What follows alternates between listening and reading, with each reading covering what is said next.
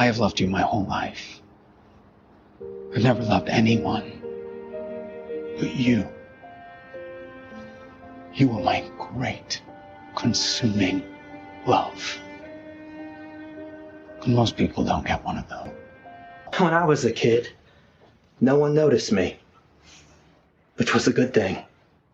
Because when they noticed me, it was with a curse, or a smack, or a shove. But the first time I went full drag to a club, in a cheap Halloween wig and a borrowed poodle skirt, people noticed. Hey, Skippy. Promise you won't write? I won't.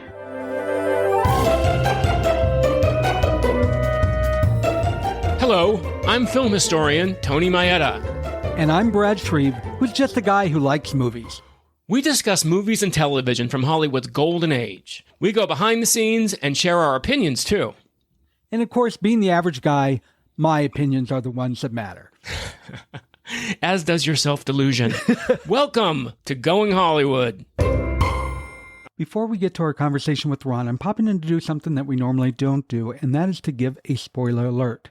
We normally don't do them because if you read the description of the show, it's kind of assumed that you've seen it or are interested enough to hear about it, and you know we're going to be full of spoilers.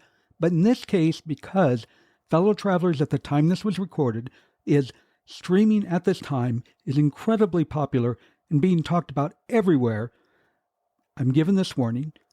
If you haven't seen it, watch it first before this episode. Can't believe I'm turning you away, but you need to see it first. And then come back and hear Ron share some incredible information. I tell you, I'm so excited about this episode, Brad, because on our itty bitty baby podcast, we have an incredible guest. I am so excited to have him here. His name is Ron Nyswaner. And for those of you who are living under a rock and don't know about it, Ron is the executive producer and creator of a wonderful series on Showtime called Fellow Travelers. Now, this Fellow Travelers explores the clandestine love affair between two men during the height of McCarthyism in the 50s. And their relationship unfolds amidst a backdrop of political tension, societal norms, their sacrifices. But it's not only the 50s. The show also immerses everybody in incredibly significant moments in American history. You know, the Vietnam War protests, the disco era, the AIDS crisis. So, I mean, it is really an epic show. And our wonderful guest, Mr. Nyswaner, is not only the executive producer and the creator, but one of the writers. And he is an Oscar, Emmy, BAFTA, Writers Guild, Golden Globe, and Spirit Award nominee. Is that all? That's all. And for those of you who also don't know, the Oscar nomination comes from an incredible little film called Philadelphia. I've heard of that. Have you heard of that? Yeah. Yeah. It's amazing. Now, for Fellow Travelers, there's a whole slew of award nominations that it's gotten. I do know it was honored with a GLAAD Award just very recently. And Ron is incredibly modest. He won't go into this, but I just want to say it is a phenomenal show. I am so excited to have him on as our guest on Going Hollywood. Welcome, Ron. Thank you so much for being here. Oh, thanks, Tony. Thanks, Brad. I'm really happy to be here. And, you know, I am maybe modest about some things, but I actually am certainly willing to acknowledge that Fellow Travelers is pretty darn good. Pretty darn good. Yeah, I love talking about it. And, you know, it was one of those experiences that don't happen that often in a life or in a career where all the elements came together and everybody came to the show with the same attitude of doing their very best work and also just being incredibly sort of lovely people. So it was a very magical experience. Well, that's phenomenal. You know, Fellow Travelers is based on a 2007 novel by Thomas Mallon, who is one of my favorite authors. I just read a book of his called Up with the Sun just this past year. So it's a phenomenal writer. And what I find amazing about but we're not going to talk a lot about the book because this show was about your series. But what I find amazing about the book is the book pretty much takes place in the 50s. I mean, it starts in like 1991, I believe, when Hawk is on a foreign post and he gets a letter that Tim has died. And then there's the flashbacks. But your story, it's epic. It covers, as I just said in the intro, an entire the life of gay history, I think, from pre-Stonewall all the way up until, the early to mid-'90s with the AIDS quilt. What inspired you to take this little nugget from Thomas Mallison's novel and expand it into this kind of epic every gay man story? Well, I think actually the book you just mentioned, there is a preface. I think it's a few pages where we meet Hawk as a man probably around 60. He is in Italy working for the State Department, and he gets a letter that someone obviously that is important to him has died. And I thought, and then the book goes into the 50s, as you said, really goes from about 52 to 57. There was something very intriguing to me about Hawkins Fuller, that main character, as a man in his 60s who has a wife, who has children and grandchildren. And I thought, well, I want to see that. And then I thought, well, where would Tim have been? So then I put him in. It immediately came to me that the AIDS crisis is a real parallel to what we call the Lavender Scare or the Lavender Purge. The Lavender Scare, which many people don't know about. I didn't know much about it when I started working on the show. Was the literal purge of people who were suspected of being sexual deviants from our government. It was officially sanctioned by the government. President Eisenhower signed an executive order, and there were multiple investigations, and people, it's estimated between 5,000 and 10,000 people lost their careers. And at one point, it was estimated that of the people being investigated by the State Department, for example, one of the investigators said, we were experiencing one suicide a week. Oh my God. Wow. If you can imagine any other part of American history where this lasted 3 or 4 years. So for 3 or 4 years, a group of people are officially designated not allowed to be part of the federal government. Their parents, their families were notified. Your son or daughter is being investigated by the FBI as a sexual deviant. People came home and found their partners had hanged themselves. And one a week, people were committing suicide, and we don't know about it. I heard that in the show, and I was like, can that possibly be true? But I also know how much you researched this. So I was astounded and disgusted. Yeah, Brett. And something that I do like saying about the show that I'm very proud of, it is meticulously researched. And we had a lot of rules. I'm a guy who likes rules. And one of the rules is that everything that, for example, Joseph McCarthy and Roy Cohn say in public, they have to have actually said. We're not going to put words in their mouths. So every hearing that takes place in front of the McCarthy-Cohn committee, those are all from transcripts. Lanford Hughes is interrogated. The Army McCarthy hearings, that's all from transcripts. Even McCarthy's first entrance into the show at the very top of the show when he shows up at a rally in 1952, election night. And I'm going to tell the story because I think it's kind of fun. It's a little insight as to how films are sort of sometimes happy accidents, films and television shows. We were in this huge ballroom in Toronto that we had for the night. We're shooting at night, so everyone's going to be up from to dawn. 200 extras through several cameras. It's a big scene, and we're blocking the first part when McCarthy enters to the applause and takes the stage. And we're just rehearsing it, and I realized, I didn't write anything for McCarthy to say. And I thought, well, this is a problem. So I called my researcher. Luckily, he lived in LA, so he was 3 hours. He was still awake. And I said, I need a speech for McCarthy to give at this rally.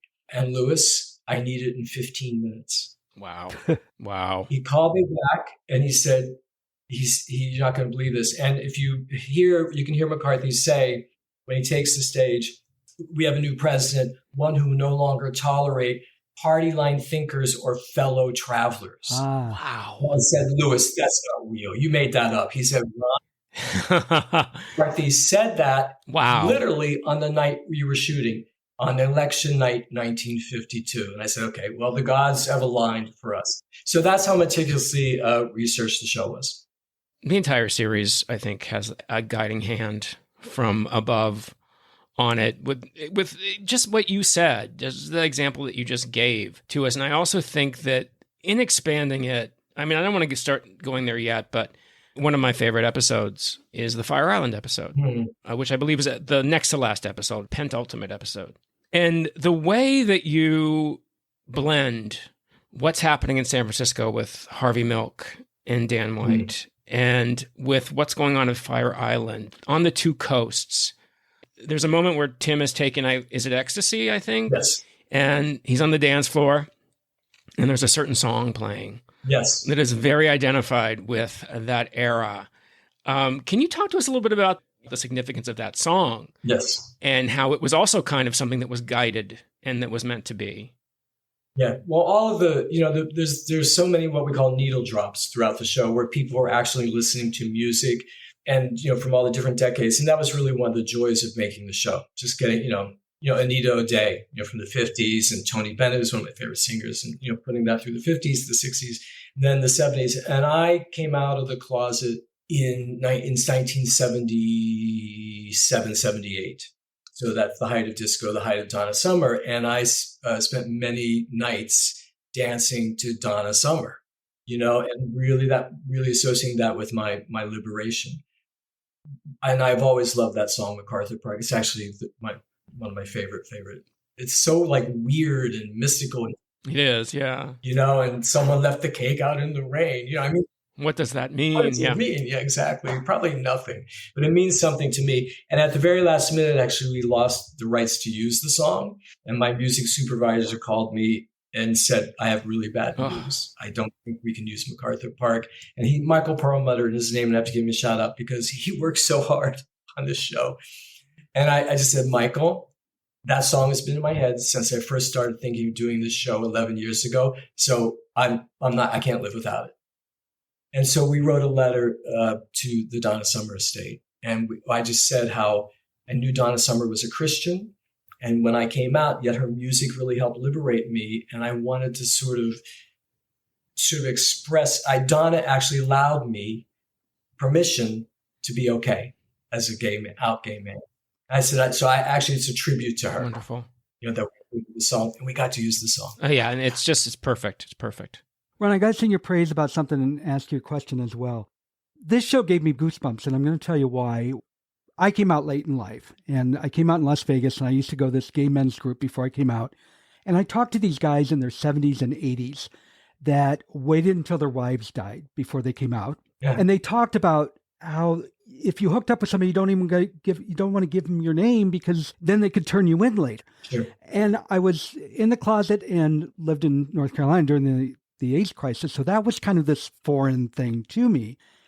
And fellow travelers made me feel like I was there through the entire time. Mm. For the first time, having been told these stories, I finally experienced it. It was brilliant, and I thank you. But could you elaborate more on what made you expand these stories from the 50s for another 30 plus years? I got a little distracted early. But so the AIDS crisis actually is, I think, quite a great sort of parallel situation to the Lavender Scare. But the difference was the AIDS crisis, thousands of homosexuals were dying because of the government's indifference. So rather than actively purging us from the government just let us die by being ignored, through indifference. And actually, that's a line actually in the script. So I knew I had those two things. I approach everything really from a kind of Matt, disappoints people who think about writing as this great mystical creative thing. Intuition sort of channels through me and things happen. I'm very mathematical. I think writing is solving problems. So I want to get from the 50s to the 80s. Well, gee, that'd be kind of interesting. What are Hawk and Tim doing in the 60s? Hawk and Lucy would have children by then. Oh, I want to see their children. How do I get Tim there?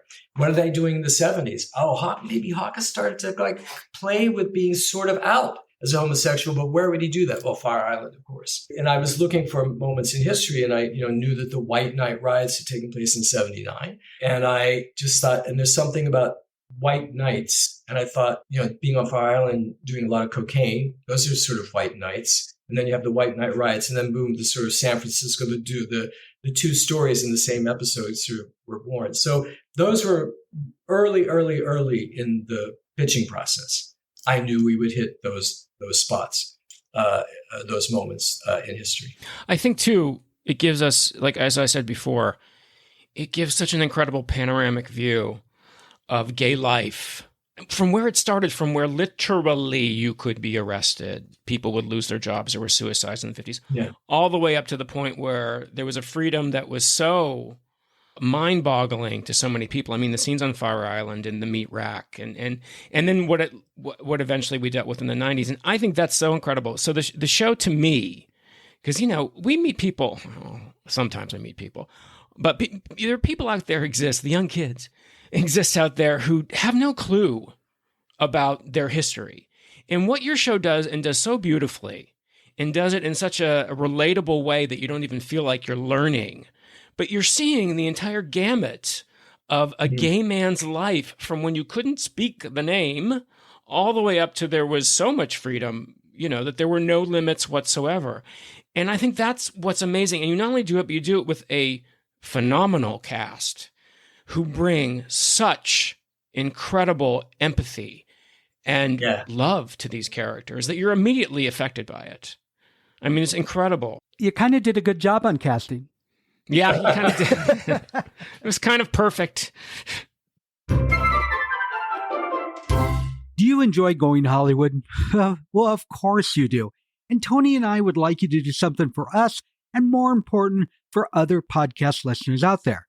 Go to Apple Podcasts, iTunes, Spotify, or wherever you listen to your podcasts, and rate and review this show. A 5-star would be especially nice. That way, when others are looking for a new show, they'll see ours and see those reviews, and they will stop and listen. And boy, that will make their day. It will be much appreciated. Let's talk a little bit about the cast. We did have help from A.V. Kaufman, who is, the legendary casting director, of films and television.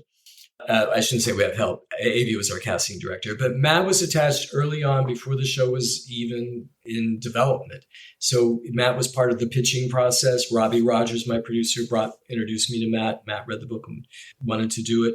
But that's always this thing where you're an actor sort of holding space for a show that doesn't yet exist or doesn't yet have a green light, and you never know. Like, he has the right. If something great comes along, he might take it. Luckily, it all worked out for us. Jonathan pursued us before we were actually officially greenlit. Really? Wow. Was sending Robbie texts and saying Jonathan would do anything to be part of Fellow Travelers. And so that we were thrilled with that casting. We hesitated with Jonathan a little bit because he was also doing Bridgerton at the same time. And then ultimately he was doing Wicked. He was doing 3 things at the same time. We didn't know how we were going to manage Toronto, our show in Toronto and Bridgerton in London. So it was a little scary, but we did what's called a chemistry read, where you put the 2 guys together and, they do a scene and you see what's the chemistry between these 2 guys. And Matt was in LA and Jonathan was in London. So this is a chemistry Zoom, and they were acting a scene where their characters were sitting on a park bench next to each other. and they act this, they do the scene, it's a reading. If they do the scene, probably a couple times, is my memory. We all say, great, thank you guys, hang up. And then we all gather again and I actually got a text. One of the executives said, well, that's a first. I cried in a chemistry read. That's amazing. Their chemistry connected 6,000 miles. Through Zoom. It's like, okay, this is whatever it takes. And you clearly feel that chemistry between them from the very first meeting. And I want to jump in and say, Matt and Jonathan get all the attention, and they deserve as much attention as they get. But Jelani Aladdin, you can tell me if I mispronounce this, Aaron Newfer, Allison Williams, Will Brill, Chris. I'm going to stop because I could just go on forever. I don't want to leave anybody out. Right down the line, Will Brill made me despise Roy Cohn all over again. You just got over Al Pacino's depiction in Angels in America, and now Will Brill makes you hate him all over again. Again, that was like the stars are really aligned, and Allison Williams as Lucia is, so spectacular. So yes, so we just kept going, and Noah Ricketts as Frankie. Noah's ability to sing also informed, like, well, what if Frankie performs with Stormy DeLarveray, who is a real character, who is in the bar and played by Chelsea Russell. And, that's Stormy DeLarveray is a real person from LGBTQ history, an icon, really, who performed in clubs in Washington, D.C. in the 50s. So again, history comes in. Yeah, Brad, thank you so much. It was an extraordinary cast. And, it was one of those magical things where this impeccable cast, who were so smart, many of them write, produce, they do all these other things. But it was the kind of set where an actor would come over to me and say, can I change they to them in this line? And I'd say, of course. You don't have to ask my permission to change a word. And I think it was Allison who said, oh, yeah, on this show, awesome. We do. Oh, that's incredible. This immense respect, and obviously there was collaboration and they had ideas about the characters, et cetera, et cetera. How amazing for you on your part, though, Ron. I mean, Billy Wilder wouldn't have said that. Billy Wilder would have said, no, I wrote they. Say they. And you were just so plugged into these not that I'm just not disparaging Billy Wilder. We all love Billy Wilder. But what I'm saying is that you were obviously, this was it shows what a collaborative effort this entire series was. It comes right out of the screen. Everybody was working at their utmost level to create this epic story for all of us to enjoy, but learn from. And I almost hesitate saying that because I don't want people to think for a second that this is dry. I mean, the sex in this show, we just have to talk about the elephant in the room. I know one thing that I appreciated and one thing that I was blown away by. And one thing I realized watching, the first sex scene that I had never seen. I was like, oh my God, that's incredible. And I was like, I've never seen that depicted between two men so realistically, so passionately, like we see it between men and women all the time. Mm-hmm. So thank you for that, first of all, for showing that this is what it looks like. And we should be absolutely as proud of it and as in love with it as the straight world is. The chemistry between these two men, it's mind-blowing. But I had a friend who asked me if they were really having sex. And I said, of course they were. You can't do that. You can't really have sex on a set. But my God, the passion between them was just, the chemistry I'm sure was 6,000 miles. Yeah. So I really feel like that was such an incredible step forward for us as gay men to see ourselves depicted. Finally, we've had some depictions here and there, usually by straight men, but okay. But by two gay actors, by the way, which I also, oh God, it drives me crazy, which also we have to point out. These are two out and proud, God bless them, gay actors whose bravery is something that I will always be grateful for as an audience member and as a sometime gay actor. Well, Tony, I just want to say, actually, we have 5 out LGBTQ actors playing 5 of the LGBTQ. It's amazing. So that, Aaron Newford identifies as LGBTQ, as is Jelani and Noah and Johnny and Matt. Just phenomenal. It was really so moving. Yeah. And Ron, I'd like you to speak to what Tony said. I'm going to toss something in there. Sure. When I wrote my first novel, I was really reluctant to put sex in there because I didn't want people to think it was erotica. And author Michael Nava, who's a brilliant author, I talked to him about it. And what he said was, how a character has sex says a lot about the character. Mm. And he totally changed my perspective. Mm. And I feel like that's what you did here. Mm-hmm. Yeah, we had a rule for every scene, which is a rule that I was inspired by my 3 years working on the brilliant television show Homeland with a group of brilliant writers. And the rule on Homeland was there's not a scene in Homeland that doesn't move the story forward. So there aren't scenes where people just sit and talk and how are you today? And, no, it's like, oh, there's a Russian behind you pointing a gun. It has to move. That home has to move the story forward. To take a love story and to take that kind of thriller approach to it, that every scene moves the story forward. The characters are slightly different. They're slightly somewhere else than they were at the beginning of the scene.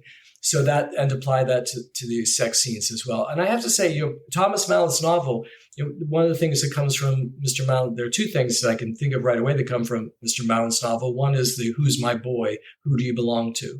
So that dialogue that really informed us as to who Hawkins Fuller is. Yeah. That when he has sex with Tim, he's like, who do you, the first time, actually, the first sex scene, who do you belong to? And then it gets a little tougher in episode 3. There's a slap involved. In the book, there's just 1 slap, but I made it 2. And I also added the tying the hands up and the other stuff that we see. A lot of the sex was scripted. The foot sucking was scripted. As a matter of fact, when I got the notes on the pilot script, I remember one of the executives when we got the scene saying, "Well, I've never read this in a script before." Again, one of the many rules is that we don't want to do the same sex act twice. So I have to say, by the time my colleagues and I, Anya Leta and Jack Solomon, who co-wrote episode 8 with me, we were kind of stuck because wait, we're now in the 8th episode. What can we do? Mm-hmm. That's a little different. But we found something. We found something, actually a big thing. Actually, we switched to who's in charge. Right. I always say of the sex. And I think that Johnny and Matt both have said and responded to what allowed them to be very free in those sex scenes was that the sex scenes had a point. And the point, as I said on the show, every scene is about power. We'll find that like a little, some people have found that a little offensive in a way, like, oh, this is a love story. It's about power. Because you always have, if I love you more than you love me, you have power over me. Mm-hmm. You have power over me, obviously, in some ways. So that's, if I'm attracted to you more than you're attracted to me, somebody has power in that situation. So you apply that to sex scenes, and it gives them something to play. Yeah, it's the shifting of the sex scenes also depict the shifting their relationship, shifting dynamics of their relationship, and the shifting power in their relationship. If you cut everything out of this film and left just the sex scenes, you would know exactly where they were in their life. Yeah. I agree. Yeah, that was absolutely. And you're going to be asking us to actually release that version that you just said. I would watch it. I would watch both. Regarding the love story aspect, because I have heard you call it a love story. Sure. It's beautiful and difficult at the same time. And I have heard it argued that this is not a love story. And I heard the same argument about Brokeback Mountain. I would guess because it's not a traditional love story that it is so painful and it doesn't have a happily ever after per se. Well, first of all, yes, I have actually been asked something like that where somebody said, why does it have to be tragic? Why can't we have a happy LGBTQ story? And I just said, yeah, so why don't we apply that to Hamlet? Drama comes from human struggle. It doesn't come from, everything working out. And by the way, if there's anybody out there that has a love story that doesn't have some struggle in it, I don't believe you. It's a boring love story. No, I don't either. And let's talk about the classic love stories. Let's talk about The Way We Were. Let's talk about these films which are iconic. And then no one ends up together. Maybe it's just Streisand movies. But you don't end up together in the end. Gone with the Wind. You know what I mean? She realizes she loves him and he's gone. I was just going to say that actually, by the way, Matt sometimes has referred to our show as The Gay We Were. And I would agree with him. I want to do someday a screening of The Way We Were and like an episode from a show because I literally stole things from The Way We Were. Yeah. One of the big things is HUAC, of course. I mean, they're both set against the House Un-American Activities Committee, which I want to definitely talk about with you. But I want to loop back to the love story and that criticism people have. When it was crystallized for me is in the last episode. When Tim says to him at the very end that he had an all-consuming love, and some people don't have that. And he had that. And that's the point. He said, I'm sorry if I'm paraphrasing in front of the writer here, and I might paraphrase, but he says, all my life I've been trying to get God to love me, and I realized that all was necessary is for me to love God. That's the thing. Hawk allowed him to have this all-consuming love. Was it perfect? Hell no. But he experienced it. And sometimes I think we're so worried about whether or not the other person loves us, we forget that the real active thing, the thing that matters to us is whether we love them and how that colors our lives. And I think that's beautifully summed up in that final episode. It puts a cherry on the top of that for me. Mr. Mallon actually has one of his chapters is prefaced by a poem from Auden. And the last two lines are, if equal affection cannot be, let the more loving one be me. Isn't that lovely? In episode 6, that used to be Tim used to tell that poem to Marcus, and it was the whole sequence that didn't make it to them. Back on that, the thing that always bothered me about The Wizard of Oz was when, and bring The Wizard of Oz into this, was when he gives the Tin Man, I'm gay, when he gives the Tin Man his heart, and he says to him, and remember, my friend, a heart is not judged by how much you love, but by how much you are loved or by others. And I'm always like, no, wait a minute. I think you got that backwards, wizard. I mean, you're a humbug, so it makes sense. Hard to judge by how much you love. And that's what Tim is saying at the end. It's that I have loved you, and that has been my great joy in life. And that's, by the way, and just again, how collaboration works. In Mr. Mallon's novel, that letter that Tim writes in the preface, Mary says that Tim decided that what was important is that he loved God. So I took that, I had that in my head, and I thought, well, yeah, but I added that Tim says it's the same with you, Hawk.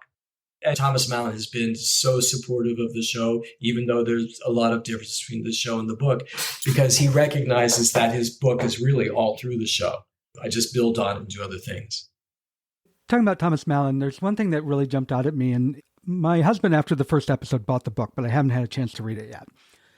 One thing that jumped out at me that is really simple is Mary Johnson. It's such a basic, simple name, and something tells me that wasn't by accident. Brad, interesting, by the way, Mary in the book is not LGBTQ. She has an affair with a married man, which is a different way. Oh. And actually, in the early development, that's what Mary was, but there were too many different stories.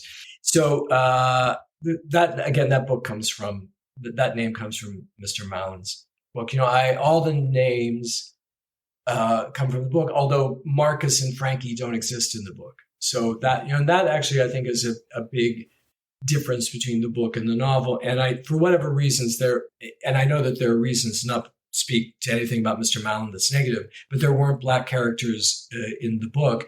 And I just know in 2023, I'm just not going to create a television show that, has all white characters. That thing that often happens, Jelani and Noah and I have all talked about this. Often that issue is addressed by having, the judge is Black. Supporting characters are Black. They show up and they give advice or whatever. It's kind of like how gay characters used to be treated, right? Like the next door neighbor gives the straight couple advice on how to decorate their apartment and how to fall in love with each other. What I found is that the Black press, because there are many, many, many Black-owned and written and edited Black newspapers in the United States in the 50s, it was really powerful. And I thought, okay, there you go. A Black journalist would be there in Washington. And that's where Marcus was born. And I want to give you kudos for that. There's an author named Carrie Ellen Johnson who wrote a beautiful novel called Desire Lines. And it's about Black men during the AIDS crisis. And he wrote it because he said, I haven't seen anything that talks about my experience during the AIDS crisis, the Black experience. Kudos to you for putting that in there.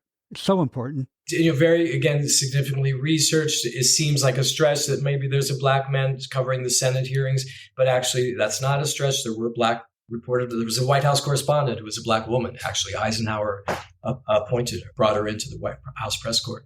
So that was again, it's very, very well researched. And Marcus's whole storyline, the whole thing at the Washington Post is actually happened to a Black journalist named Simeon Booker, where he was hired to be the first Black journalist on the Washington Post. And the editor said, look, I just have to ask you to use a different restroom. Now, he didn't have the reaction that Marcus had. It's truth. It's truth. You're bringing truth back into these stories. And speaking of truth, I want to make a correction. Earlier, when I was comparing the way we were to the gay we were, as Matt calls it, I love that, to your show, I mistakenly said both involved HUAC, and that's incorrect. Fellow Travelers is actually later, when Joseph McCarthy took up the mantle in the Senate Committee on Investigations in the Senate.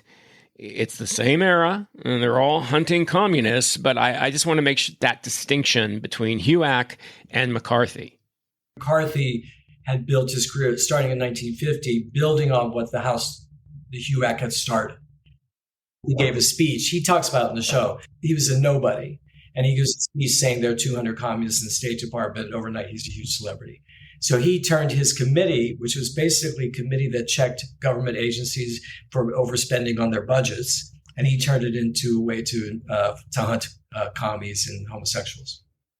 That's amazing. And what I found fascinating about the show was that, we always think that suddenly people got a conscience and this whole circus ended. And as you point out in the show, it wasn't that really. It was really homophobia, which brought down the McCarthy. I would say it was both. I mean, that's my theory of it. One of the differences I think that we are seeing from the 50s and from the 70s when Richard Nixon resigned rather than being impeached is that there were people in both parties who despised McCarthy. They despised him, including President Eisenhower. And it was President Eisenhower's idea, once they knew that the Army was going to use the Senate committee to investigate McCarthy himself, which is kind of interesting.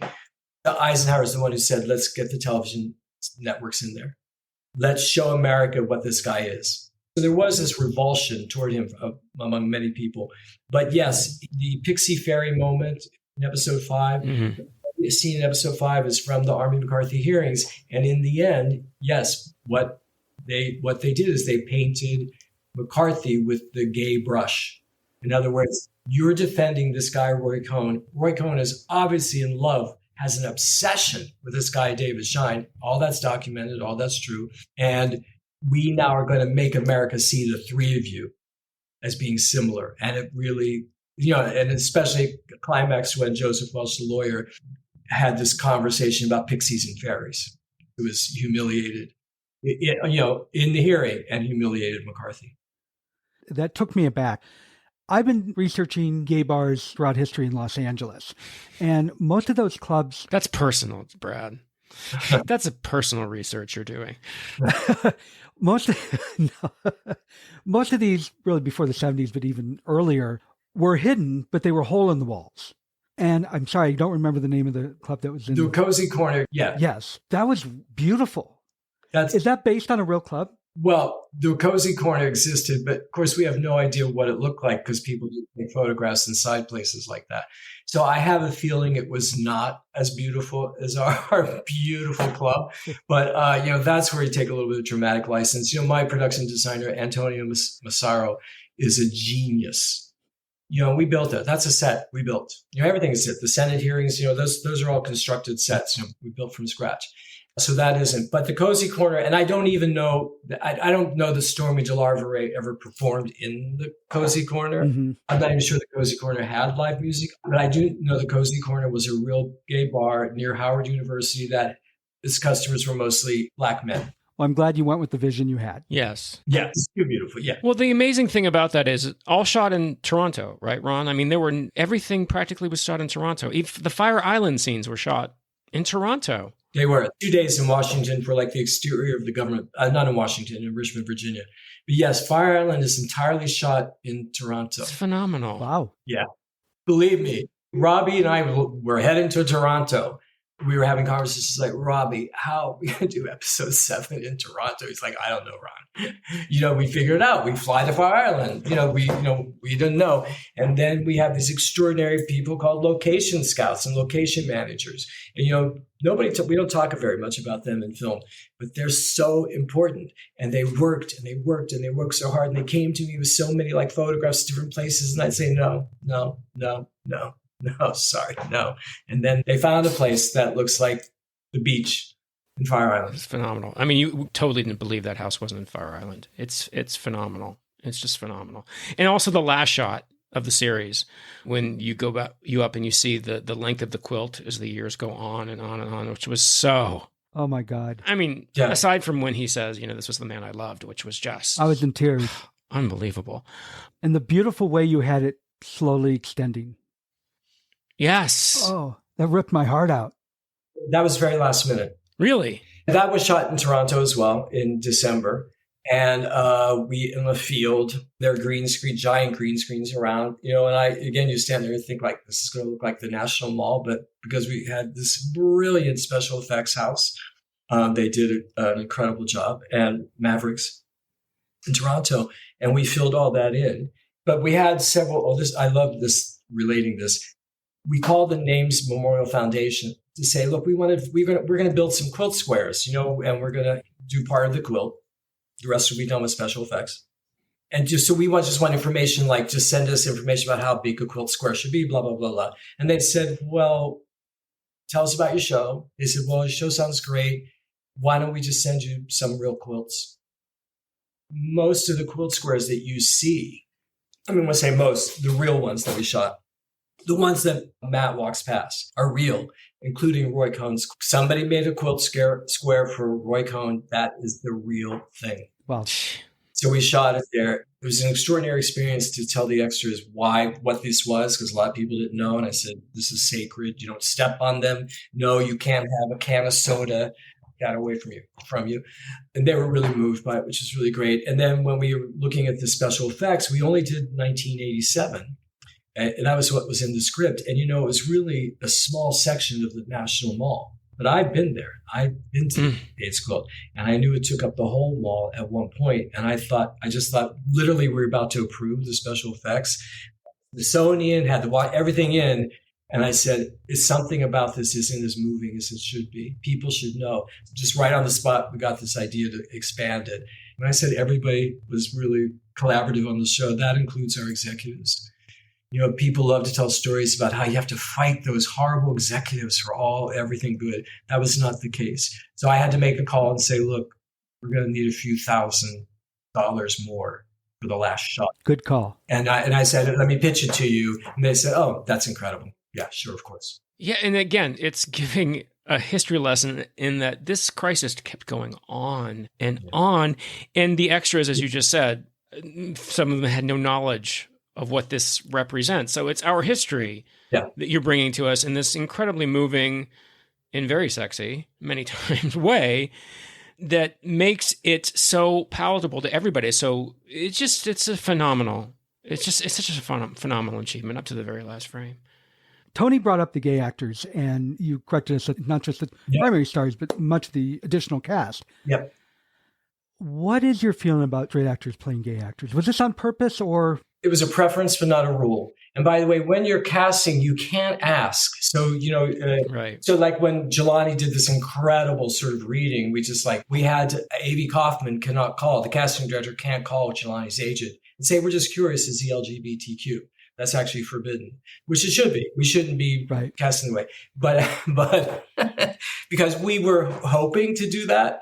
So Robbie Rogers, who's an out gay man, married to another great producer, Greg Berlanti. So Robbie would go on Instagram, and then Robbie would report back and said, oh, yeah, Jelani, he follows me. He's gay. So, people tell a lot about themselves now on social media. Roy Cohn, I don't think is necessarily would ever identify as gay. Will Brill is definitely not gay. He's, cisgender heterosexual. But Will Brill, how could you not cast Will Brill as Roy Cohn? Yeah, exactly. So, it's a preference. And Brad, I don't make moral judgments about what other people might do. Right. You know what I'm saying? I know that Tom has said, today he wouldn't have played Andrew in Philadelphia. But all I know is that Philadelphia continues to happen to me. It just did a month ago. Somebody, a city councilman in Cincinnati, told me that when he's 11 years old, his parents were diagnosed with AIDS. And he found my movie on VHS, and he watched it over and over again for 5 years. And that was what got me through. And people complain about that there's a straight guy playing a gay character in Philadelphia. But, 30 years later, people are telling me that it helped them. So, I think for me, it's not a hard, fast rule. I defy anybody to tell me that Tom did not do a brilliant job. He did an incredible job. Plus, remember, in 1994, as an actor, as I was in 1994, there weren't any gay movie stars. I mean, we have so few now that are actually open and willing to talk about it, but there were none. So these actors who took this chance with their career, because it was, questionable at that time, I'm sure, really did a service for us. So to the point where, yes, we can get better. We can get to the point where we have these two incredible actors playing these parts in your show who just happen to also identify as gay men. And it feels like we're moving forward, at least a bit, in a big way. And I certainly applaud them and you for that. Well, I do think having Marcus, having Jelani and Noah as a couple, and Jonathan and Matt as couples, being LGBT people themselves, I do think gay men themselves, they understand. I think maybe what they did is that they were willing to be a little dirty and to be a little rough and to be a little sort of complex and sort of not always. I think that some straight actors feel the need, like, I have to make my gay character likable. You know what I mean? That they might feel this sort of politically correct need to sort of make them heroic. Actually, that is something I actually experienced in something else that I've done, where I was kept arguing with the people. It's like, yeah, this is not complicated enough, but that's another podcast. Well, we always had to be the perfect little boys. I mean, that carried through until finally now we're seeing, no, we're actually complex, real people.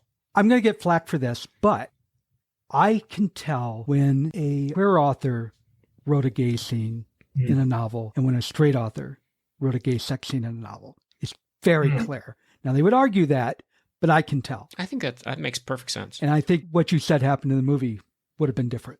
Yeah. Well, what can I say except let's just talk about this for a minute. 29th Critics' Choice Awards, nominations for Best Limited Series, Best Actor, Best Supporting Actor, and Mr. Bailey actually won that one. Yeah. The 81st Annual Golden Globes, Best Series, again, Best Actor, People's Choice Awards, TV Performer of the Year for Matt Bomer. We have the Satellite Awards. We have the Screen Actors Guild Awards. And we had the GLAAD Media Awards, which you won, Ron, Outstanding Limited or Anthology Series this past year. And I know we have some awards coming up soon. I can't think of what are they called? They're in September or something like that. Oh, that's it. Those TV things, those Emmys.